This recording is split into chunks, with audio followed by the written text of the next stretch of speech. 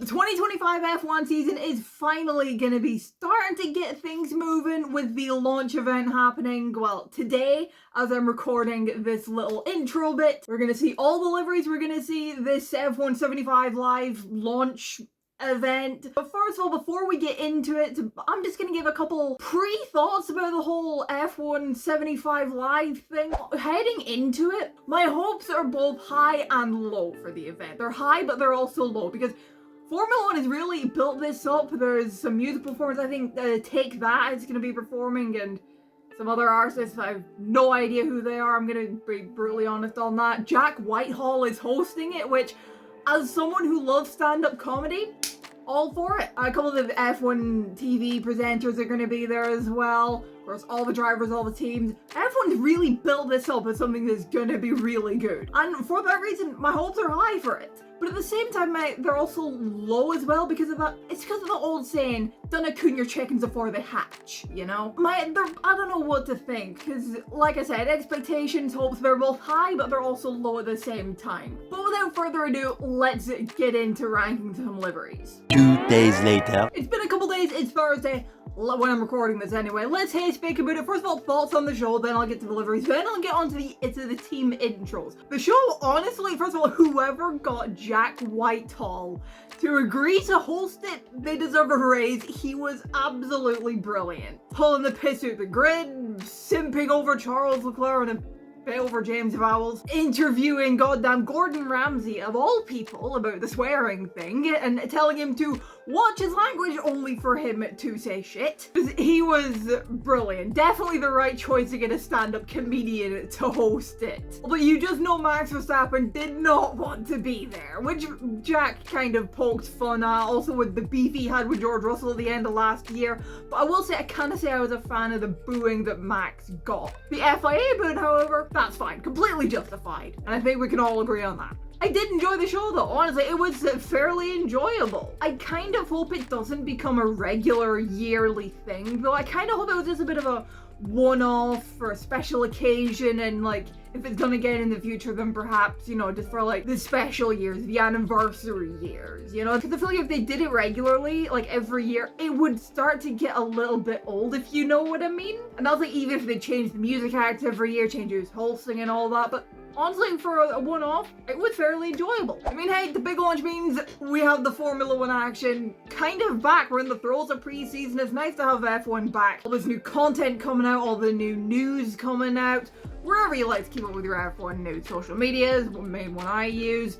The F1 app itself, or the F1 website, other websites, or another app entirely. Like this one I found recently, when I was just like browsing through the Play Store for like F1 widget apps, and it was called Purple Sector. And before anyone says, yes, I know about Boxbox, but I'm not a massive fan of how their widgets sit on my screen. I thought it looked cool, and I decided to download it, and it's pretty cool. I'll leave links to it in the description so you can go check it out for yourself, and I recommend you do. I am not being paid to say this, by the way, but I do want to recommend it because I think it's a pretty cool app. News from various sites, drivers and team standings, the race schedule, countdown to the next race, season stats, and on the home screen of the app right now, they've got a carousel, a slideshow of the new liveries, which, that's a nice segue into what I want to move on to now, because let's be fair, that's why we're all here. Let's rate these bad boys from my least favorite to my favorite. In 10th place, I'm putting Aston Martin.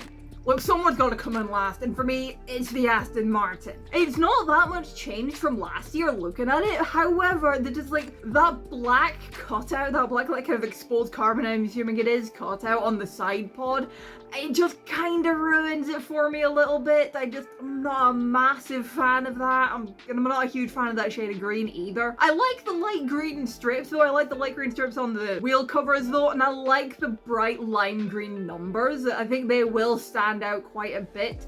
Maybe if anybody watching this is going to a Grand Prix this year, then you could let me know how well the numbers on the Aston Martin stand out, like from the stands. But yeah, I mean, personally, I'm not a massive fan of the livery though, which is why I put it in 10th. In 9th place, Alpine. I like that it's painted and it's bright, but that's about all. I'm gonna be honest. I wanted to like this livery. I did.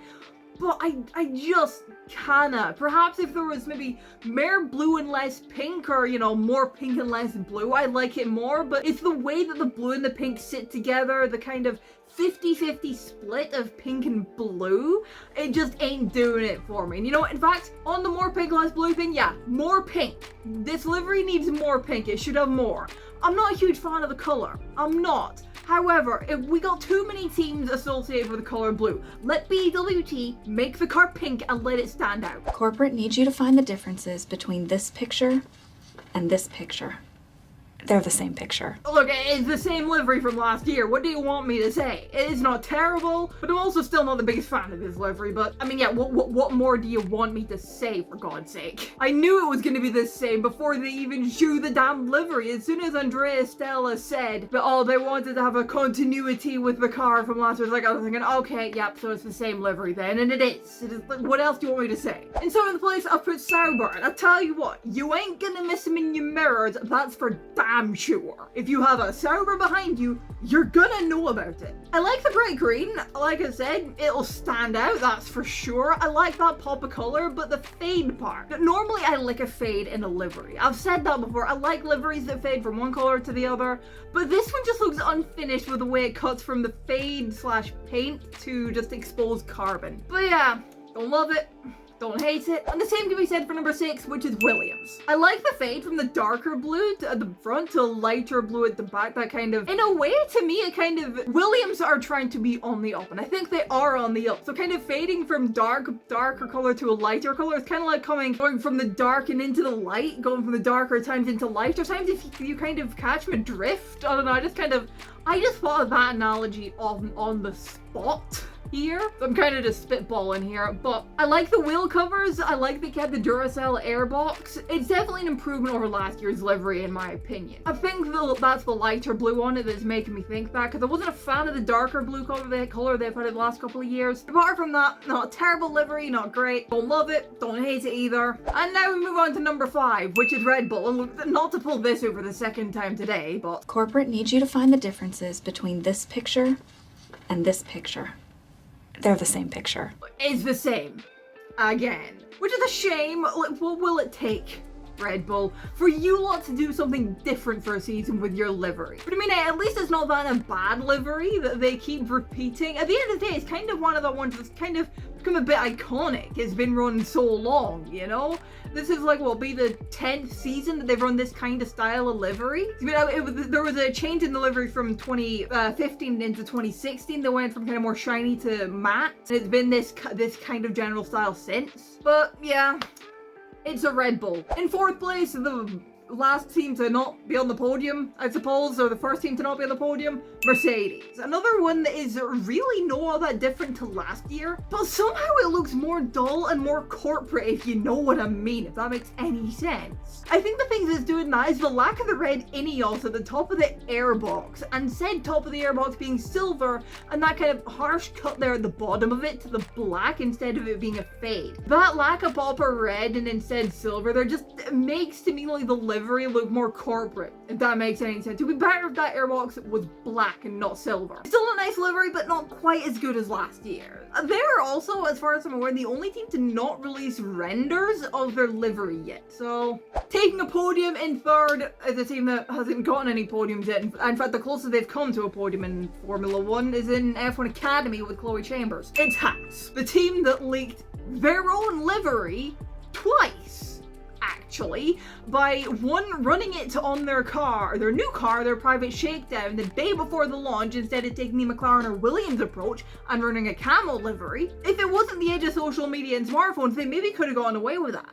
But unfortunately, it's the age of social media and smartphones. And they also like posted the intro video, or like the launch of the livery, like on social media while it was still playing out in the live, like on the night, but whatever. The livery looks really nice. I like the run with more white again. White just suits the Haas cars. It just does. And I like that they have Haas in black over the top of it. The red stripes are still there. I like the red Haas rear wing that's always there. Quite a bit of exposed carbon, still I'd say like half painted, half exposed carbon, but they've done it right. It looks nice on this car. It's a really nice livery. It's in third for me. That just leaves us with 12 liveries now, and it's for the two Italian teams. But which one's in second, which one's in first? Well, for me in second place, it's actually the livery that a lot of people are saying is the best one this year, and it is very good. I love the livery. It's V-Carb. I gotta give them a round of applause. They did what everybody has been wanting Red Bull to do, and that is to bring back the white Red Bull livery from Turkey 2021. Because that's what this is. It's the white Red Bull from Turkey 2021, and I love it. But it's just, you know, sister teamified with their sponsors, with the little bulls at the arse end of the side pod that's kind of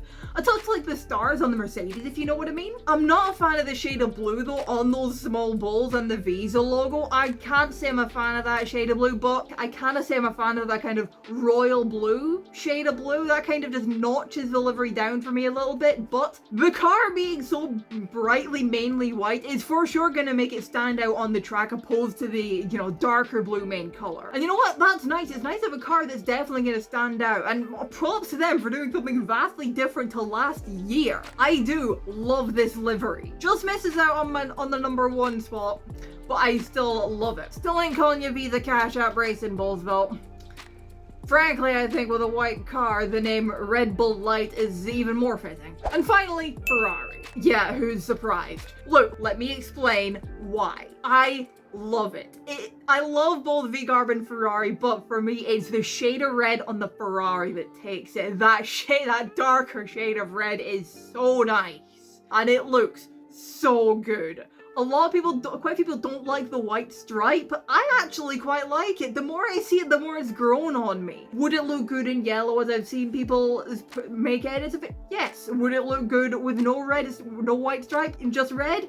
Yes. But it does look really good with the white stripe. I like it.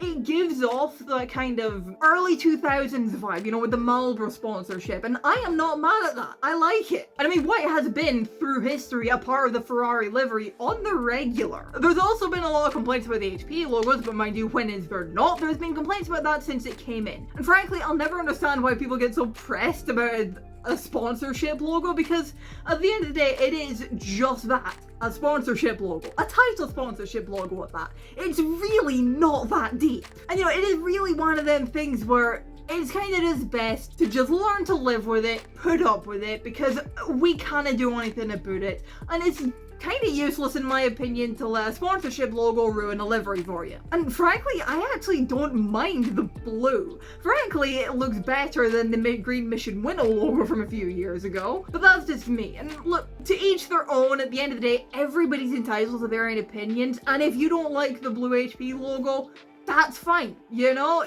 we can agree to disagree and move on. Would it look good in black? Yes. Would it look good as a negative space? Yes. But personally, don't mind the blue. You don't like it? That's fine. Yeah, and yes, I miss the Ferrari rear wing too, but you can't have everything. As I alluded to, yeah, I'm a touch biased with the Ferrari. It's my favorite team. But look, I feel it's case with the Ferrari livery this year. You love it or you don't. I just noticed now looking at it, the wheel covers are red. I like that. I missed that until just now. But I'm on the side of I love this livery. The white stripe, I like it. It's not that bad. And the shade of red, the shade of red alone makes up for literally everything. It makes me just love this livery so much, because that deeper shade of red is so nice. Finally, just some thoughts on the team intros. Red Bull felt it went on for a while with very little reward. Alpine's also felt it went on for a little while, but they get a free pass because the DJ was the guy who masterminded the F1 theme. Mercedes just had to fuck up on that pit stop, didn't they? The one time where you would want to not fuck up a pit stop, and they fucked it up. And I like that Red Bull Light kind of played on that nobody knows what they're called, constantly changing their name thing in their intro. That was pretty creative. I like that. But in terms of my favorite intro, Aston Martin's was really good. I like that they went down that they just took a straight down turn on the James Bond path. And like that bit where they were like kind of coming into the O2 with like on the like with the hot air balloon, that, you know what that kind of reminded me of? Like, remember the 2012 Olympics when there was that whole the Queen and James Bond bit arriving into the stadium? It reminded me of that, and I like it. It's not my favorite though. I really liked Ferrari's intro as well. I like that they made that nod to Enzo Ferrari, of course, the man who started it all, and it was his birthday after all, the 18th, so I like they made that nod to him. But that wasn't my favorite either. My favorite intro was actually Sauber's, because the music was freaking epic. I like the voiceover snippets they added into, but the music, man, oh my god, it was amazing. And there we have it. The liveries have been seen. The event is done. What's your thoughts on the liveries for this year in Formula 1? And which one was your favorite? Which ones do you like? Which ones do you don't like? And what were your thoughts on the event itself? Like, did you like the launch event? Did you hate it? Do you hope they do it again? Do you hope they don't do it again? Let me know all your thoughts. Do it in the comments below. Drop a like if you enjoyed the video. Subscribe if you're new around here. Thank you all so much for watching, and I will see you in the next one. Bye bye.